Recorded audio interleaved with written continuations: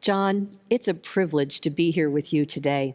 You and I have been to so many assemblies together, and thinking back on that, I realized that you very rarely see the Rotary Foundation trustee chair and the president-elect on the same stage at the same time. So I figured it was kind of high time that we should change that. So thank you for joining me. Jen, thank you for the invitation. It's my pleasure to be with you today. Well, part of the reason why I thought that this was so important is that you and I deliver this presentation because we represent the two different branches of Rotary, the Rotary Foundation and Rotary International. And throughout our time together as leaders, it's critical and crucial that we work together. In fact, it's through the Rotary Foundation that our members are able to do good in the world. Jen, you're absolutely correct. Rotary International is a wonderful partner in helping the Rotary Foundation achieve its goals, and vice versa. Without Rotarians, we could not achieve our goals. It's our differing yet complementary areas of expertise that makes the partnership so successful. We rely on each other's skills to make a broader impact in all of our areas of focus, but especially in our polio eradication campaign. You know, End Polio Now really makes the importance of partnership very clear. Eradication is not a solo project. From Gavi, the Vaccine Alliance, UNICEF, the Bill and Melinda Gates Foundation, and of course, the World Health Organization. All partners of ours in the Global Polio Eradication Initiative. We're fortunate to work with such knowledgeable people and dedicated organizations. Yeah, together with our partners, we've reduced the polio cases by 99.9% around the world. This partnership is quite literally saving lives. It's saving children around the world, and the importance of this partnership cannot, you know it, be overstated. One of our partners from the WHO has a very special message for us, our class of district governors. Aidan O'Leary is the new director of the polio eradication effort at the WHO, and he was kind enough to record a video message in the midst of a global pandemic addressing the audience of Rotary members here today. So if that's not the mark of a good partner, I don't know what is. So John, why don't we take this opportunity to watch the video? Let's watch it together. Thank you for giving me the opportunity to address you today and update you on the progress achieved in global polio eradication. In 1988, Rotary formed the Global Polio Eradication Initiative with the World Health Organization, UNICEF, and the US Center for Disease Control and Prevention. The Gates Foundation and Gavi, the Vaccine Alliance, later joined. Since then, together, we have reduced polio cases by 99.9%. We have reduced wild polio virus by 99% from 350,000 cases every year in more than 125 endemic countries to just 2 countries, Afghanistan and Pakistan. It is the lowest we have ever seen wild polio virus. Afghanistan and Pakistan have a fantastic epidemiological opportunity to end polio in their respective countries. Both are working hard to capitalize on this opportunity. We recognize that the situation in Afghanistan is extremely volatile, not just for polio, but for public health overall. That is why the World Health Organization Director General in September visited the country to discuss concrete ways to better deliver health interventions to Afghanistan's people. For polio, this has had concrete benefits. For the first time in over 3 years, in November, nationwide vaccination campaigns were held to vaccinate all children in Afghanistan, including more than 3.3 million children who had previously remained inaccessible due to bans on immunizations in certain geographic areas.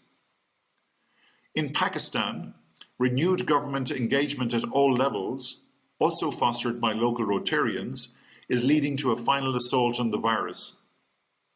Recently, an international team of surveillance experts conducted a detailed field analysis across the country and confirmed the favourable epidemiological situation. And while it is too early to say anything definitive, authorities are continuing to strengthen surveillance to actively look for any residual virus transmission that might be lurking anywhere in the country. Outbreaks of strains which are called vaccine-derived poliovirus, particularly in Africa, are being increasingly curbed. This is being done through the introduction of a new vaccine, novel oral polio vaccine type 2, designed to more sustainably stop such strains in combination with their existing traditional vaccine arsenal. And the value of the plus in Polio Plus continues to demonstrate its true value over the past 2 years, as the vast network and infrastructure built to eradicate polio has also been supporting global COVID-19 response efforts, including through disease surveillance, contact tracing, and supporting vaccine introduction.